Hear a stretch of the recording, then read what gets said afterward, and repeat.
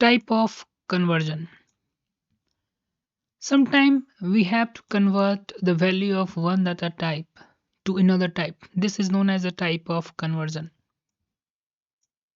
कभी कभी होता है क्या कि हम एक वैल्यू को जो है दूसरे वैल्यू में कन्वर्ट करते हैं, ठीक है? उसी को हम टाइप ऑफ कन्वर्जन करते हैं। आइए चलिए एक एग्जांपल की मदद से हम चल समझते हैं। यहाँ पर हम 5 को डिवाइड देते हैं 2 से, ठीक है? तो इसका वैल्यू जो हम एक्सेप्ट करते हैं 2.5, ठीक है? लेकिन बट होता क्या है कि we are working with the integers and not with the point value. The following example output 2। लेकिन आपको जब आप आउटपुट इसका देखेंगे तो यहाँ पर 2.5 की जगह जो है वो 2 दिखाई पड़ता है। तो एक टाइप का डाटा कन्वर्जन यहाँ पर हो गया है। यहाँ पर तो आपको डिसिमल में वैल्यू शो करना चाहिए था 2.5, लेकिन जो है ये डिसिमल हटाकर सिर्फ यहाँ पर 2 आउटपुट में शो कर रहा है। इसका कारण ये है, यहाँ पर हमने 5 को x में स्टोर कराया था और y को 2 y के जगह पर, वेरिएबल के जगह पर हमने 2 को स्टोर करवाया था, ठीक है? और दोनों जो बॉक्स हमने लिया था वो इंट का ही लिया था। सेम चीज़ हम यहाँ पर भी कर रहे हैं। हमने इंट सम टाइप का जो बॉक्स बनाया था जिसमें हम 5 और ये ऑपरेटर है, ठीक है ना? ये हम इस्तेमाल करते हैं इस ऑपरेटर का। जब आगे हम ऑपरेटर चैप्टर हम पढ़ेंगे तो इसमें आपको डिटेल से लेक्चर मिल जाएगा, ठीक है? आप समझिए यहाँ पर सिर्फ हम 5 को जो है 2 5 को 2 से डिवाइड दे रहे हैं, ठीक है? और हम इस सम को जो है प्रिंट करवाने वाले हैं, ठीक है ना? पहले हमने ये 2 वैल्यू हम लिया और इंट का जो वैल्यू भी हमने जो लिया है वो हमने फ्लोट ना लेकर जो है हमने इंट ही लिया है, जिसके कारण से हो क्या रहा है कि अगर आप सिंपली डिवाइड जब करेंगे तो वैल्यू जो आपको है 2.5 मिलना चाहिए, ठीक है? लेकिन अब रिजल्ट आप देखेंगे 2। इसका कारण ये है कि हमने यहाँ पर एक मिस्टेक किया है। हमने जो है इंट वैल्यू ले लिया है, ठीक है? यहाँ पर हमने इंट वैल्यू ले लिया है, ठीक है? लेकिन हमें यहाँ पर फ्लोट बॉक्स लेना चाहिए था। इसीलिए कंपाइलर जो है ऑटोमेटिक इसे इस डेसिमल प्लेस को रिप्लेस कर देता है और वो उसको तो ये समझ में आ रहा है कि ये वैल्यू जो है सम में वो इंटीजर होगा।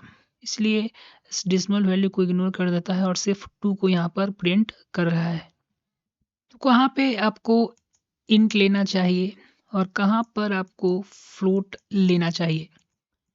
इसके लिए आपको इसके लिए आपको जो है वो इम्प्लिसिट कन्वर्जन और एक्सप्लिसिट कन्वर्जन के बारे में समझना होगा, यानी कि टाइप ऑफ कन्वर्जन के बारे में समझना होगा, ठीक है? इसी में जो हम मेनली जो है 2 टाइप के कन्वर्जन के बारे में पढ़ते हैं। पहला इम्प्लिसिट कन्वर्जन और दूसरा एक्सप्लिसिट। इम्प्लिसिट कन्वर्जन जो है यहाँ पर देखेंगे आप, ये ऑटोमेटिकली खुद कंपाइलर जो है कर देता है और एक्सप्लिसिट फंक्शन जो है वो मैनुअली किया जाता है, ठीक है? Implicit conversion. Implicit conversion is done automatically by the compiler when you assign the value of one type to another. ठीक है? Implicit conversion होता है वो automatic compiler द्वारा किया जाता है when you assign a value of one type to the another.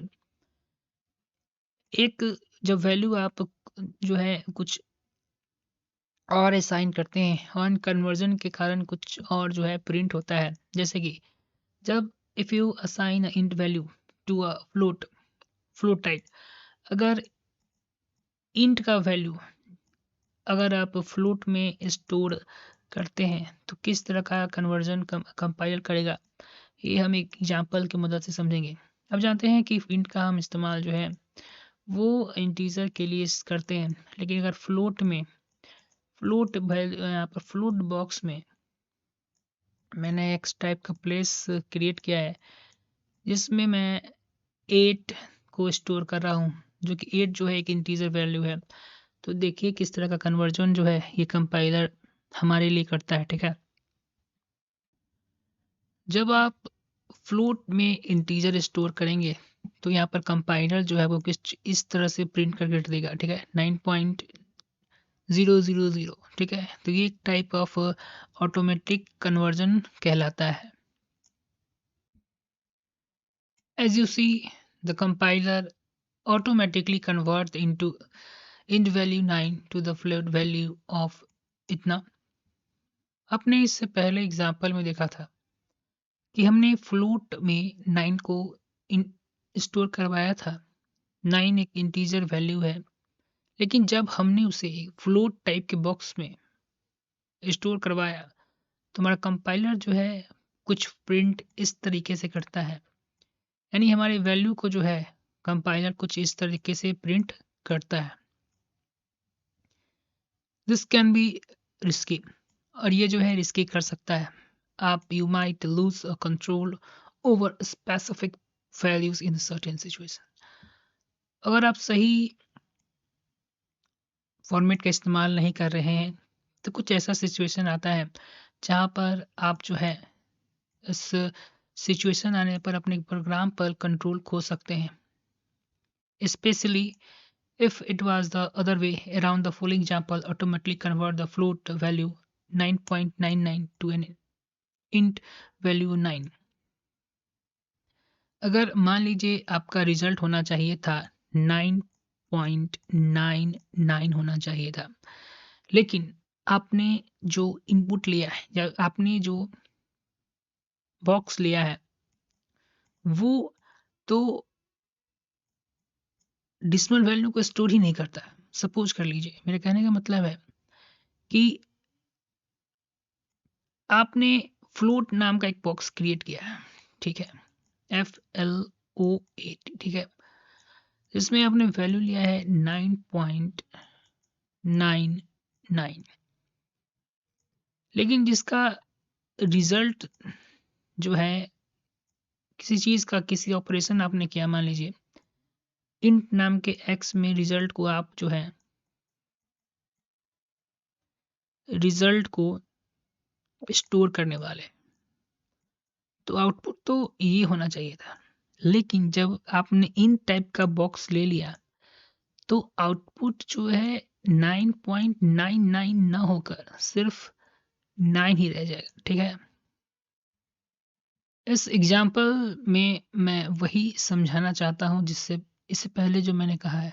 ठीक है, इंट माई हमने इंटीजर वैल्यू में जो वैल्यू है स्टोर किया था। ठीक है, 9.99। ऑटोमेटिक कन्वर्जन हम टाइप इस बार पढ़ रहे हैं। द फ्लोट वैल्यू को जो है इंटीजर में हम स्टोर करवा रहे हैं। ठीक है, इंटीजर ये फ्लोट वैल्यू को हमने क्या किया है, ये फ्लोट वैल्यू है। ठीक है, यहाँ पर हम गलती डाटा टाइप हमने यूज़ कर लिया है और इसको जो हमने है वो स्टोर करवा लिया इंट में। लेकिन कंपाइलर क्या जान रहा है, कंपाइलर जान रहा है कि आपने जो वैल्यू लिया है वो इंट टाइप यानी इंटीजर टाइप का है, इसलिए वो ऑटोमेटिकली जब इसको आप प्रिंट करवाएंगे तो ये जो है उसे 9 प्रिंट कर रहा है।